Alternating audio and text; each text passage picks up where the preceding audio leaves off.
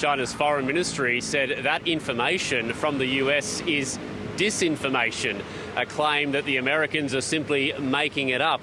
Now, the timing of it was particularly interesting just before the US National Security Advisor Jake Sullivan and China's top diplomat Yang Jiechi were due to meet in Rome. We get this quite obvious leak from the US government to the media claiming that Russia has requested some sort of Chinese military help in terms of equipment or something like that. So it appears, Bev, that the American side leaked this information just ahead of the meeting, possibly to put pressure on the Chinese side about more general issues involving Beijing's unofficial support for Russia in the war. But the Chinese obviously rebuffing this pretty strongly.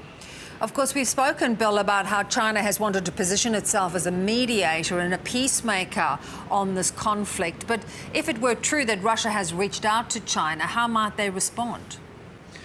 Well, the thing is, if you look at China's historic foreign policy, it would be awfully bizarre for China, frankly, to be sending arms to help another nation invade a further sovereign nation, even though China is basically giving Russia diplomatic cover throughout this whole process, refusing to call the war a war, refusing to call it an invasion.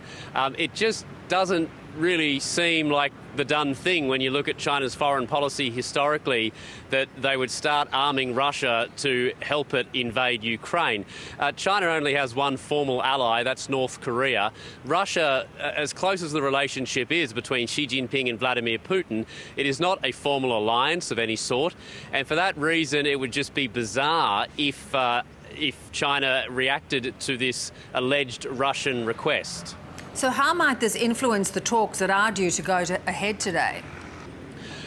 Well, the funny thing is, going into these talks, the Americans very much have a set of requirements that they hope they can pressure the Chinese on. It's not at all clear what China is seeking from the US at this current point. The first thing that needs to be said is that this was a pre-scheduled meeting.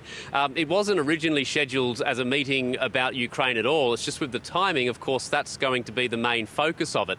Now, the Americans want Xi Jinping, with his special relationship with Vladimir Putin, to put pressure on the Russian leader to stop his invasion, to stop the war, to pressure him to go seriously to the negotiating table.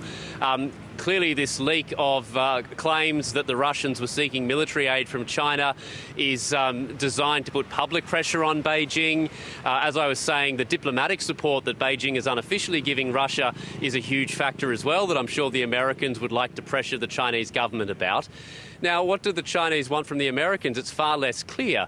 Beijing has been saying that it wants all sides in the Ukraine war to diplomatically solve their problems, calling for a ceasefire. Domestically, the Chinese government has been repeating a lot of Russian disinformation and Kremlin propaganda.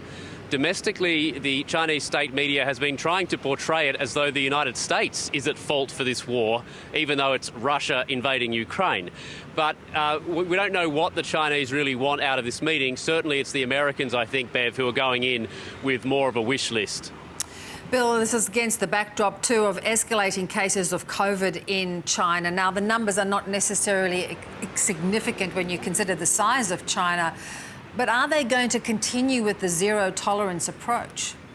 Yeah, for now, that's certainly the plan. They call it dynamic zero, which is still zero, but Chinese officials have previously said that it doesn't necessarily mean zero cases.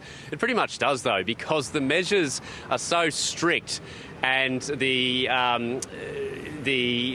testing regimens that come out when there are a few cases indicate that basically officials in all these various cities are under pressure to get it back to zero.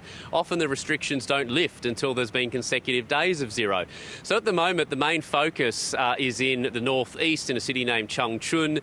There's been around 3,000 new daily cases. I think it's slightly lower today. Obviously, that's nothing compared to most other countries. But when you have have a government that is hell-bent on maintaining it as close to zero as possible, that's a crisis. These are the highest COVID numbers in China since the original Wuhan outbreak.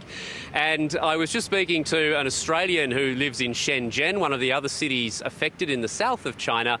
He says, yes, people there are still generally supportive of a COVID zero policy, but he believes that there's now a bit of a mood, a bit of a sentiment where people are asking, OK, we're supportive of this, but what's the next step? How are we going to end up moving past this constant cycle of short-term restrictions, reopening, and then putting out another fire here and another fire there? Certainly, Bev, we don't expect any policy change until the end of the year.